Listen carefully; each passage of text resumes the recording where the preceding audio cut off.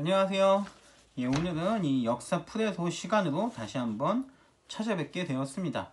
이 오늘 주제는 바로 요즘 굉장히 우리 국민들한테 강아지 다음으로 굉장히 많이 사랑을 받고 있는 애완동물이죠. 바로 고양이에 대해서 알아볼 텐데요. 이 고양이의 역사가 어떻게 되고 우리 역사 속에 고양이에 대한 기록은 언제부터였는지, 또 우리나라에도 토종 고양이가 있다고 하는데 그것은 어떤 종류인지에 대해서 한번 이야기해 드리도록 하겠습니다. 예, 일단 이 사람이 고양이를 기르기 시작한 시점은 지금으로부터 약 5,000년 전 고대 이집트 시절이라고 알려져 있습니다. 이 고대 이집트 시절에는 지금처럼 일반 사람들이 고양이를 키운 게 아니라 이집트의 파라오, 왕조였던 파라오가 이 고양이를 키우게 됐는데요. 고양이를 키우면서 반신, 그러니까 절반은 신적인 존재라는 뜻의 반신의 지위를 줬다고 합니다. 그래서 그 당시에는 일반민이 아닌 왕족들만 키울 수 있는 것이 바로 고양이였다고 하네요. 굉장히 좀 약간 신격화되어 있었다고 하는데, 이 이후에 이집트가 쇠퇴하게 되면서 고양이가 가지고 있었던 반신의 지위도 같이 쇠퇴하게 됐다고 합니다. 그 이후에 이집트가 유럽한테 정복을 당하게 되고, 이집트를 정복한 유럽의 사회가 중동 쪽으로 퍼지게 되면서 이집트부터 시작된 고양이는 유럽, 중동을 거쳐 아시아 쪽으로 퍼지게 되었다고 합니다. 이게 고양이가 아시아 쪽, 그러니까 우리나라 쪽으로 퍼지게 된 동기라고 볼 수 있겠는데요. 그러면 우리 역사 속에 고양이는 언제부터 등장을 하게 될까요?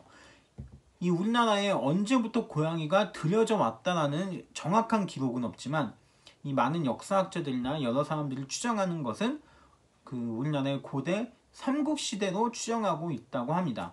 왜 그러냐면 삼국시대에 불교가 들어오게 되죠. 불교가 들어오면 자연스럽게 불교 경전이 만들어지게 되는데요. 이 옛날에 불교 경전이 쥐들에 의해서 많이 손상이 됐었나 봐요. 그래서 이 불교 경전을 쥐들로부터 지키기 위해서 고양이를 들여왔을 것으로 추정이 된다고 합니다. 이것은 정확한 기록이 남아있는 것이 아니라 이런 추정이기 때문에 우리나라에 정확히 언제부터 고양이가 들어왔는지에 대해서는 정확히 알 수 없다고 하네요. 그렇다면 이 고양이가 전해지는 이야기나 기록 같은 건 언제 등장하게 될까요? 굉장히 유명한 일화는 이 조선시대 7대 왕인 세조와 관련된 이야기입니다.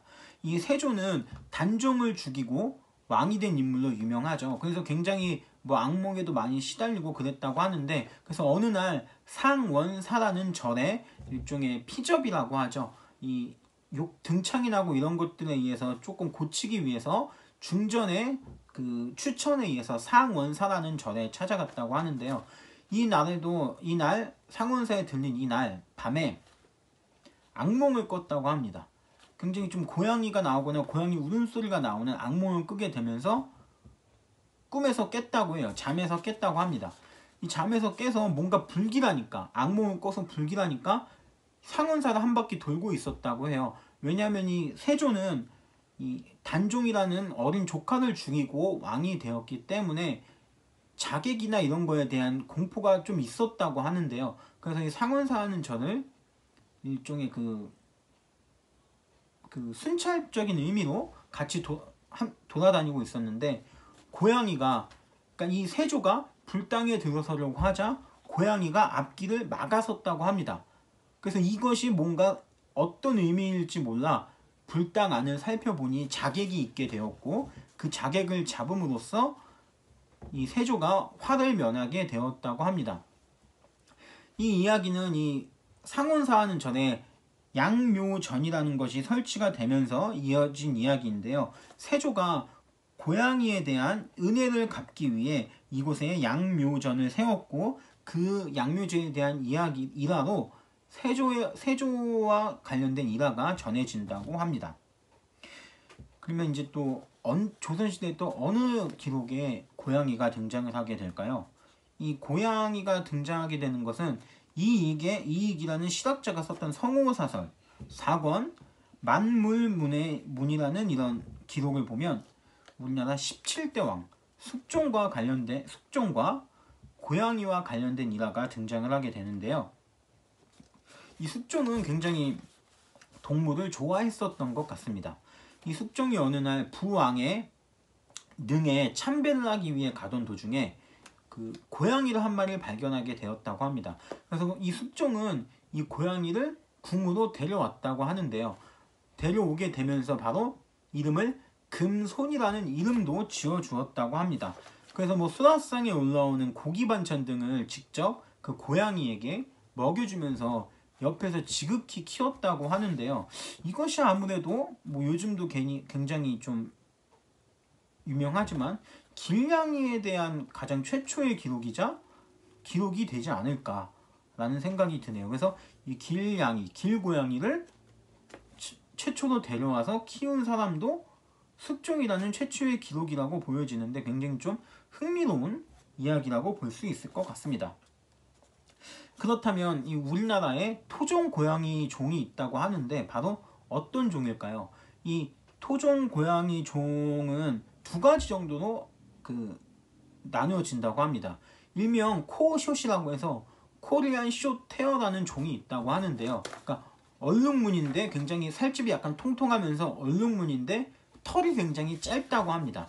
이 굉장히 짧은 털을 가진 코리아 숏 테어라는 코숏이라는 종이 있다고 하는데요. 이 그림은 이 조선시대 변상벽이란 사람이 그렸던 묘작도에 보면 갈색 줄무늬 고양이가 나오게 되는데 이 고양이가 지금의 코숏과 굉장히 비슷한 면이 있다고 해요.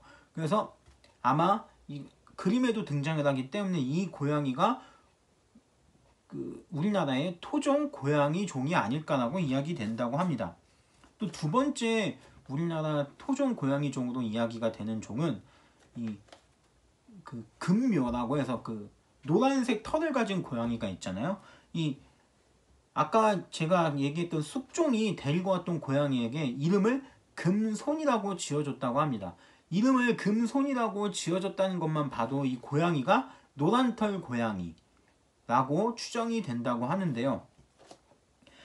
중요한 것은 또 김홍도의 황묘 농접도라는 이런 그림을 보면 노란 고양이와 나비가 등장을 하게 됩니다. 여기 옆에 그림으로 나오고 있죠. 그렇기 때문에 우리나라에서는 이 코숏, 코리안 숏테어라고 하는 줄무늬 고양이, 그러니까 털이 짧은 줄무늬 고양이와 금묘라고 불리는 노란색 고양이가 숙종의 이야기에 전해지는 이름, 금손이라는 이름으로도 그렇게 추정이 되고 김홍도의 황묘 농접도의 노란 고양이를 통해서 봐서도 굉장히 오래전부터 우리나라에 역사적으로 있었던 고양이 종이라고 볼 수 있을 것 같습니다. 오늘은 굉장히 좀 가벼운 주제로 이 우리나라 속에 고양이는 언제부터 등장을 했고 그 일화가 무엇이 있는지에 대해서 한번 이야기해 드렸는데요. 이 굉장히 요즘에 막 사회적인 문제도 많이 되고 있죠. 뭐 길고양이를 학대한다든가 이런 사회적인 문제가 많이 등장을 하게 된다고 하는데 이 고양이는 예전부터 우리에게 굉장히 친숙한 동물입니다. 그래서 오늘 이런 이 고양이의 역사에 대해서도 한번 말씀드릴 겸 해서 방송을 시작하게 되었고요. 이 길고양이를 학대하는 것이나 막대하는 것은 범죄라고 합니다. 그렇기 때문에 뭐 싫어하는 것에도 이유가 있을 수 있겠지만 굉장히 싫어한다고 해서 그 고양이에게 못된 짓을 하는 학대를 하는 것은 잘못된 행동이라는 것 모두 다 알고 계셨으면 좋겠습니다. 그래서 오늘은 이 고양이의 역사와 우리 역사 속의 고양이 이야기, 그 다음에 우리 역사 속에 어떤 고양이가 토종 고양이 종이었을지에 대해서도 한번 이야기해 보았습니다. 예, 오늘도 이렇게 재미있게 영상을 들어주셨다면 좋아요와 구독 꼭 부탁드리고요. 다음에도 더 재밌고 유익하고 여러분들이 궁금해할 만한 역사 이야기를 가지고 찾아뵙도록 하겠습니다. 감사합니다.